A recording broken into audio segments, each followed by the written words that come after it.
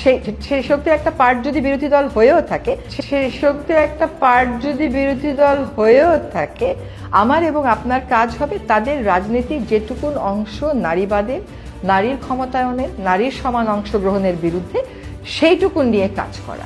কখনো যেন এই জাতীয় শক্তি মেইন স্ট্রিম না হতে পারে, আমরা সেই কাজটা করতে পেরেছি। তাদেরকে আমরা মেইন স্ট্রিম হতে দেই নাই।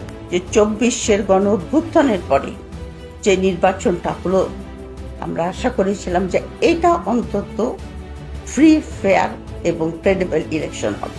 তা হলো না। এই ইলেকশনটা কিন্তু ম্যানেজড ইলেকশন। এখানে বিএনপিকে জিতিয়ে দেওয়া হয়েছে। তো জিতিয়ে দিয়েছে ভালো কথা, কিন্তু আমার কাছে কষ্ট লাগে যারা এই কাণ্ডগুলি করেছে তারা আমার পরিচিত। এবং রেজওয়ানার সঙ্গে আমি অনেকদিন কাজ করেছি। আমি রেজওয়ানাকে জিজ্ঞাসা করলাম যে তুমি যে ইন্টারভিউতে এই কথাটা বললে, তো আপা উগ্রবাদীরা আসতো। আমি বললাম উগ্রবাদীরা তো সরকার গঠন করতে পারতো না। ধরো জামাত ধরে নিলাম উগ্রবাদী 30টা সিট বেশি পেত, কিন্তু সেটা একটা হাং পার্লামেন্ট। তুমি যেদিকে 2/3 মেজরিটি দিলে এরা তো যা খুশি তাই করবে। 2/3 মেজরিটি একটা কাজ for a parliament. That parliament becomes dysfunctional. Already it is dysfunctional. কারণ আমি যা খুশি তাই করবো। অপোজিশন কি করবে? ওয়াক আউট করবে, পারো গিয়ে।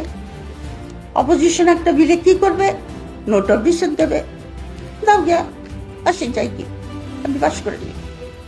2/3 majority is a curse for any parliament. এবং এই পার্লামেন্টটা ডিসফাংশনাল হতে পারত।